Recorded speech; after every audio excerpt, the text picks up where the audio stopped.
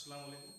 आज हम 10वीं क्लास का पहला सबक दो मुत्तगरी खत्ती मसावातें सीखने वाले हैं, जिसमें हमारा पहला टॉपिक है दो मुत्तगरी खत्ती मसावात क्या होती है। तो सबसे पहले हम सीखते हैं कि भाई दो मुत्तगरी खत्ती मसावात किसे कहते हैं, दो मुत्तगरी यानी क्या होता है। तो सबसे पहले हम इसमें ये जानना चाहेंगे, ये देखेंगे कि ऐसी मसावात जिसमें दो मुत्तगरी होते हैं उसे हम दो मुत्तगरी मसावात कहते हैं। मसलन जैसे कि a x plus b y is equal to 0। जहां पर x और y दो मुत्तगरी पाए गए हैं, इसलिए ये जो मसावात है दो मुत्तगरी मसावात है। इससे पहले कि हम 9वीं क्लास में 8वीं क्लास में हम ये चीज सीख चुके हैं कि ऐसी मसावात जिसमें एक मुत्तगरी होता हो उसे हम एक मुत्तगरी मसावात कहते हैं। जैसे कि ax इज इक्वल टू 0, ये एक मुत्तगरी मसावात है। ax plus by is equal to 0, इसमें दो मुत्तगरी है x और y, इसलिए ये दो मुत्तगरी मसावात है। दूसरी बात कि खत्ती मसावात क्या होती है। खत्ती मसावात का मतलब होता है कि ऐसी दो मुत्तगरी मसावात जिसमें मसावात के मुत्तगरी का दर्जा एक हो उसे हम दो मुत्तगरी खत्ती मसावात कहते हैं।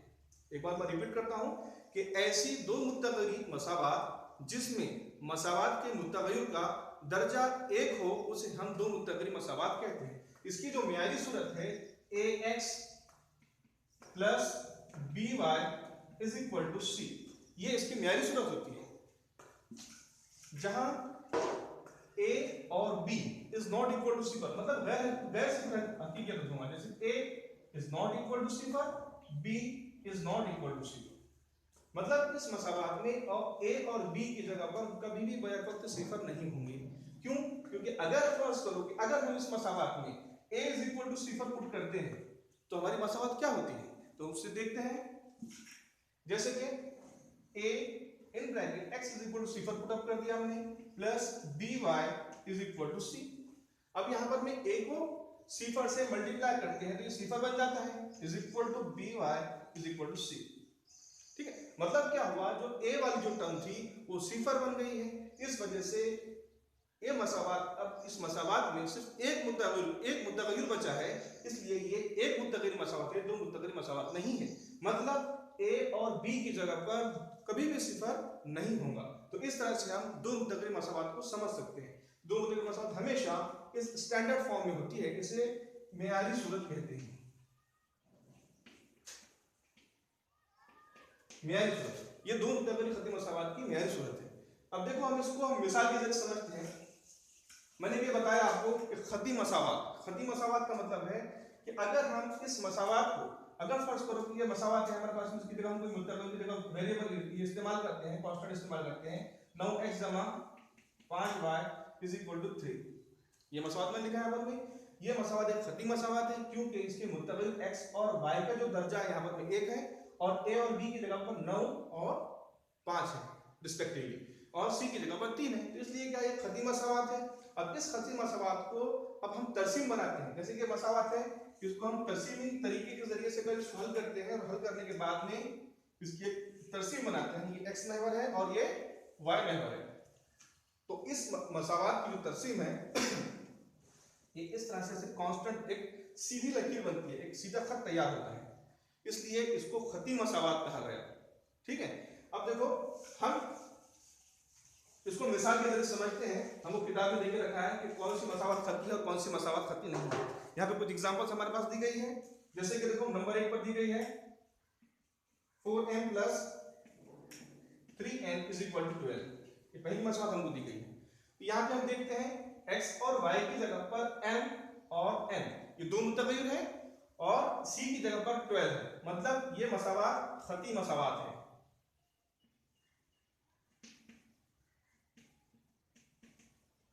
खत्ती मसावत है। इसी तरह हमको दूसरी एग्जांपल दी गई है 3x स्क्वायर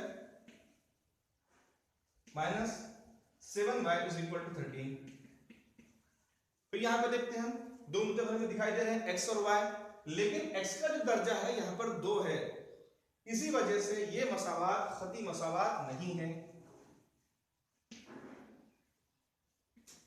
खत्ती मसावात नहीं है। इस तरह से हमको आगे और एग्जांपल दी गई है। जैसे कि नंबर 3 पर √2x minus √5y is equal to 16, ये मसवाद हमको दी गई है। इसमें देखते हैं हम जजर 2 x माइनस जजर 5 y इज इक्वल टू 16। यहाँ पर x को और y को अगर हम गौर करते हैं तो इनके दर्जे रिस्पेक्टिवली क्या है 1 है। इस वजह से ये मसावात खती मसावात है।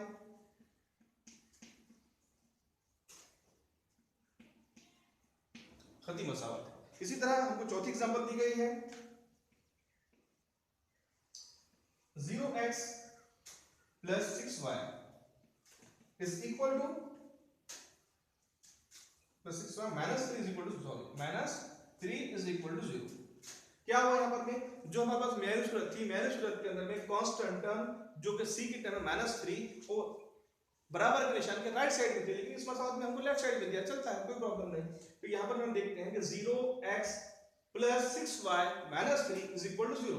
अब यहाँ पे हम गौर करते हैं तो यहाँ पे जो इसका जरीब जो है x का जरीब क्या है 0 है। तो इस वजह से यहाँ पर ये जो मसावात है ये खती मसावात नहीं है, क्योंकि अगर इसको 0 से ज़रब कर दे हम तो 0 ज़रब करने के बाद हमारे पास 6y minus 3 is equal to 0 बचेगा और 6y minus 3 is equal to 0 के अंदर से एक ही मुतग़िर हुआ y।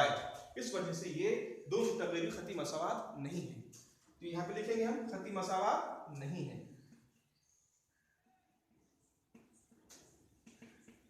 खती मसावात नहीं है। इसी तरह हमको पांचवी एग्जांपल दी गई है।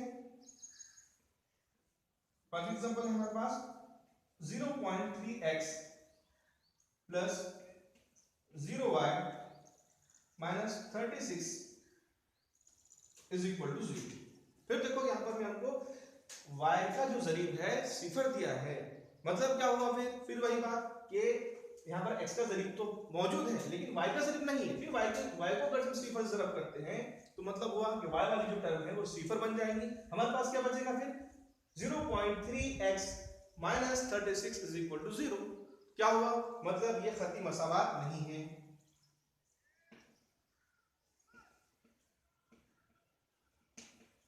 खती मसावात नहीं है। इसी तरह हम आगे बढ़ते हैं, इसको मुझे मिटाना पड़ेगा।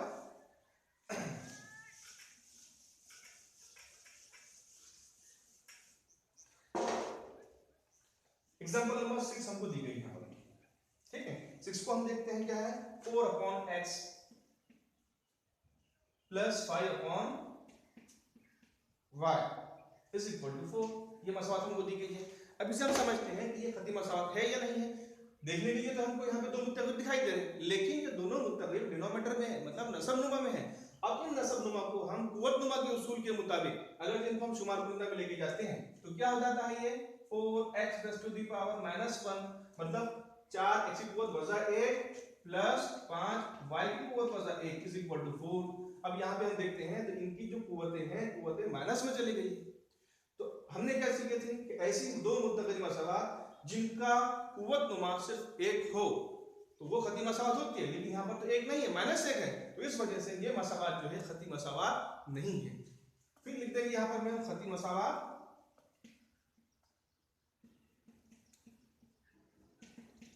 नहीं है। इसी तरह हम आगे बढ़ते हैं। लास्ट एग्जांपल हमको दी गई यहाँ पर में 7 नंबर क्या लिख के दिया है 4xy minus 5y minus 8 is equal to 0। इसे हम समझते हैं। अब यहाँ पे देखो 4xy minus 5y minus 8 is equal to 0। अब यहाँ पर x और y है, अगर जी मैं इसका दर्जा देखता हूँ x का दर्जा एक होगा y का दर्जा एक होगा, दोनों का प्रोडक्ट अगर हम करते हैं दोनों का प्रोडक्ट हम करते हैं x और y का तो उनका दर्जा 2 हो जाता है। तो यहाँ पर में इस मसावात में इस टर्म का दर्जा जो है 2 हो जाता है। इस वजह से ये मसावात भी दो मुत्तग़िरी खती मसावात नहीं है। यहाँ लिखते हैं हम खती मसावात नहीं है।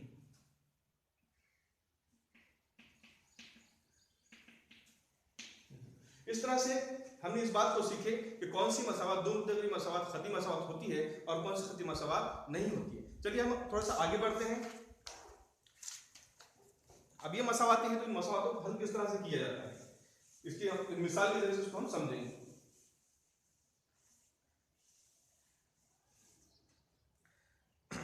सबसे पहले यहाँ पे हमको एक मसावात दी गई है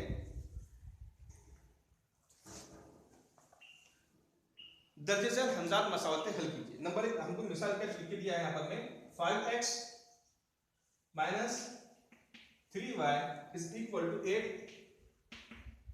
comma 3x plus y is equal to 2। ये मसावत हमको लिख के दी गई है। अब इन मसावतों को हमको हल करना है।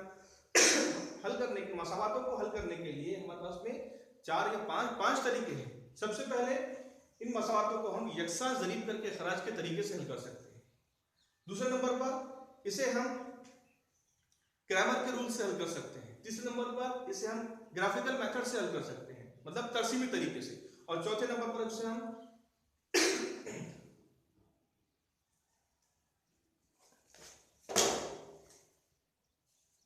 तो सबसे पहले हम यहाँ पे ये देखते हैं कि इसे हम यकसा ज़रीब करके खराज के तरीके से उसको हम कैसा हल करेंगे।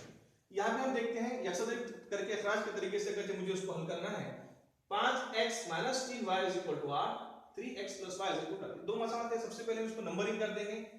5x minus 3y is equal to 8, इसको मसावत नंबर 1 दे देते हैं। इसी तरह दूसरी मसावत है 3x plus y is equal to 2, उसको मसावत नंबर 2 दे देते हैं।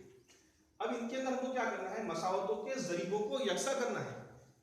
जैसे कि हम मसावत के अंदर यहाँ पे देखते हैं x का जरीब जो यहाँ पर 5 है, यहाँ पे देखते हैं x का जरीब 3 है, तो इसका जरीब 5 है, यहाँ पर 3 है, लेकिन ये क्या है, मुख्तलिफ है। ये 5 है, 3 है, अलग अलग है। इसी तरह यहाँ देखते हैं y का जरीब यहाँ पर 3 है, यहाँ पर y का जरीब 1 है, तो मतलब क्या हुआ, यहाँ पे भी जरीब अलग अलग है।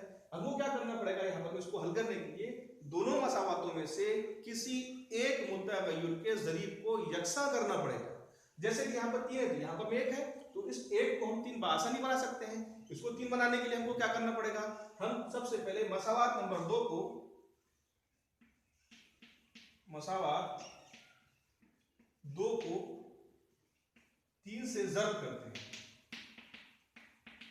अब मसावत नंबर 2 को अगर हम 3 से ज़र्ब करते हैं तो क्या हासिल होगा, 2 मल्टीप्लाइड बाय 3। क्या हासिल होने वाला है हमको, इसको 3 से ज़र्ब कर दे तो मतलब 3 3 9, मतलब 3 3 9, 9x प्लस यहाँ पर 1 है तो 3 1 का 3y इज इक्वल टू 3 दूनी 6। मतलब हमारे पास नई मसावत हमको हासिल हो गई है, ये मसावत नंबर 3। क्या मिली हमको, 9x plus 3y is equal to 6। एक नई मसावत मिली है। मसावत नंबर 3 और मसावत नंबर 1 दोनों को अगर हम गौर करते हैं तो इनके y के जो जरीब है ये 3 और ये y का जरीब यहाँ पर 3, ये यकसा हो गए हैं। अब हम इनको इखराज कर सकते हैं। कैसा करेंगे इखराज, अभी हमको जमा करना है या वज़ा करना है मसावतों की। तो मसावत नंबर 1 और 2 में हमने जिस मुतगय्यर का जरीब यकसा किया है उनके सिंबल्स को देखो, यहाँ पे माइनस है, यहाँ पे प्लस है, मतलब माइनस प्लस से कैंसिल हो जाएगा।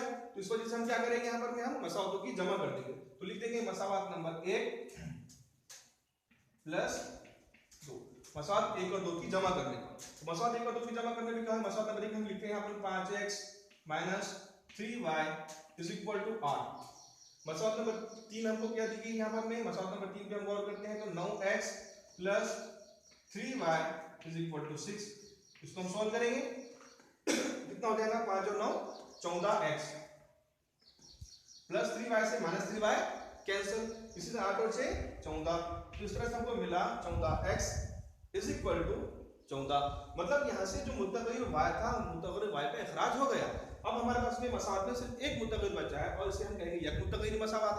अब इस मसावत को किस तरह से हल करते हैं, ये हम पिछली क्लासों में सीख चुके हैं। तो यहाँ पे हम क्या करते हैं, जो 14 इसका जो जरीब है इसको बराबर के निशान की तरफ ट्रांसफर करेंगे हम। तो इसलिए x इज इक्वल टू 14 ज़रब कर जो 14 है यहाँ पे क्या आ गया, तकसीम में जाए, 14 से 14 कैंसिल, मतलब x इज इक्वल टू 1 हमारे पास में मिला है। तो हमको यहाँ पे आंसर मिला, मसावत के दो मुतगय्यर से एक मुतगय्यर का हल हमको मिला है x इज इक्वल टू 1। अब हमको y की वैल्यू पता करना है। x इज इक्वल टू 1 हम तो पता कर लिए, अब हम y की वैल्यू कैसे पता करें। तो मसावत x जो हमको x की कीमत मिली है, इस x की कीमत को किसी भी एक मसावत में हम रखते हैं। जैसे कि मसावत नंबर 1 हम ले लेंगे, तो मसावत नंबर 1 यहाँ जुमला लिखना पड़ेगा हमको, मसावत 1 में x इज इक्वल टू 1 रखने पर। ठीक, मसावत नंबर 1 में हम x की जगह पर 1 रखेंगे। तो मसावत नंबर 1 क्या है हमारे पास में 5। अब जहां पर x आया तो ब्रैकेट में हमने वहां पे 1 रख दिए, minus 3y is equal to 8। तो इस तरह से हमने एक नई मसवात हमारे पास तैयार होगी, इसको हम सॉल्व करते हैं। 5 को 1 से ड्रॉप करना है, मतलब कितना होगा 5 का 5 वजा 3y इज इक्वल टू 8। ठीक है, इसमें भी वापस हमको एक मुद्दे में y मिलता है, यहाँ पर में 5 को इधर ट्रांसफर कर देंगे हम। तो सॉल्व करने के लिए क्या करना होगा, -3y इज इक्वल टू 8, 5 को इधर ट्रांसफर कर दिए तो प्लस के 5 इधर आएगा, माइनस के 5 हो गए हैं, -3y is equal to 8 minus 5 is equal to कितना बचा है 3। अब क्या होगा यहाँ पर में y इज इक्वल टू, अभी हमने देखिए जो ज़रब का अदद होता है बराबर निशान के आगे इधर कहाँ जाएगा, तकसीम में जाएगा। तो इसी तरह यहाँ पे हम क्या करते हैं 3/-3 इस इक्वल क्या होगा y इज इक्वल टू -1। इससे हमको हासिल हुआ है कि y की वैल्यू जो है -1 है। तो यहाँ पे हमारा हल सेट जो होता है, हल set x, y is equal to, पहले हमेशा हमको x की वैल्यू लिखना होता है 1, y की वैल्यू कितनी मिली हमको -1। तो इस तरह से हमारा ये सवाल हल हुआ है। अब इस सवाल में x और y का जो हमको हल मिला है वो है 1, -1। तो इस तरह से हम सवाल को हल कर सकते हैं। ये था हमारा पहला तरीका जिसे हम यकसा ज़रीब करके इखराज का तरीका कहते हैं। ठीक है, तो उम्मीद करता हूँ कि ये तरीका आपको समझ में आया होगा। इसका स्क्रीनशॉट आप ले सकते हैं और हम आगे बढ़ते हैं।